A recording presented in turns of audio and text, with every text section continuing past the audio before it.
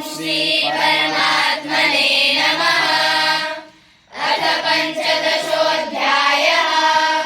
श्रीभगवानुवाच ऊर्ध्वमूलमधःशाखम् अश्वत्थं प्राहुरव्ययम् छन्दांसि यस्य पर्णानि यस्तं वेद स वेदवित्। अधश्चोर्ध्वं प्रसृतास्तस्य शाखाः गुणप्रवृद्धा विषयप्रवालाः। अधश्च मूलानि सन्ततानि कर्मानुबन्धीनि मनुष्यलोके। न रूपमस्येह तथोपलभ्यते नान्तो न चादिर्न च सम्प्रतिष्ठा। अश्वत्थमेनं सुविरूढमूलम् असङ्गशस्त्रेण दृढेन छित्त्वा ततः पदं तत्परिपालितव्यम् यस्मिन् गता न निवर्तन्ति भूयः। तमेव चाद्यं पुरुषं प्रपद्ये यतः प्रवृत्ति प्रसृता पुराणी। निर्माणमोहादितसङ्गदोषाः अध्यात्मनित्या विनिवृत्तकामाः द्वन्द्वे विमुक्ताः सुखदुःखसङ्गे गच्छन्त्यमूढाः पदमव्ययं ततः।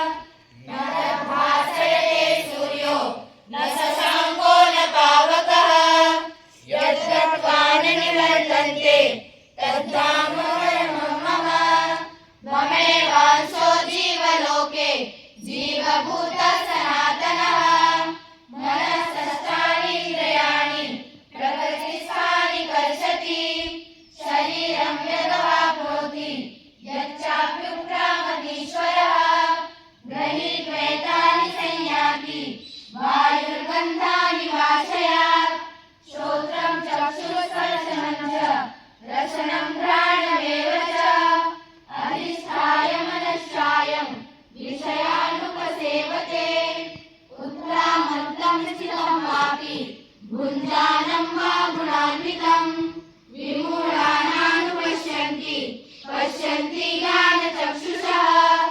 यतन्तो योगिनश्चैनं पश्यन्त्यात्मन्यवस्थितं। यतन्तोऽप्यकृतात्मानो नैनं पश्यन्ति चेतसः। यदादित्यगतं तेजो जगद्भासयतेऽखिलं यच्चन्द्रमसि यच्चाग्नौ तत्तेजो विद्धि मामकम्। वामाविश्य च भूतानि धारयाम्यहमोजसा। पुष्णामि चोषधी सर्वा सोमो भूत्वा रसात्मकः।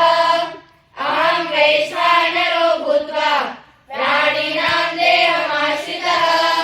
प्राणापानसमायुक्तः पचाम्यन्नं चतुर्विधम्। सर्वस्य चाहं हृदि सन्निविष्टो मत्तस्मृतिर्ज्ञानमपोहनं च। वेदे स सर्वैरहमेव वेद्यो वेदान्तकृते कृतेव चाहम्। द्वामिमो पुरुषो लोके क्षरक्षाक्षर एव च। क्षरः सर्वाणि भूतानि कूटस्थोऽक्षर उच्यते। उत्तमः पुरुषस्तन्यः परमात्मैकदाहितः। यो लोकत्रयमाविश्य विवर्तव्य ईश्वरः। यस्मात् शतमतीतोऽहम् अक्षरादपि चोत्तमः। अतोऽस्मि लोके वेदे च प्रथितः पुरुषोत्तमः। यो मामेव स सम्मूढो जानाति पुरुषोत्तमम्। स सर्वविद्भजति मां सर्वभावेन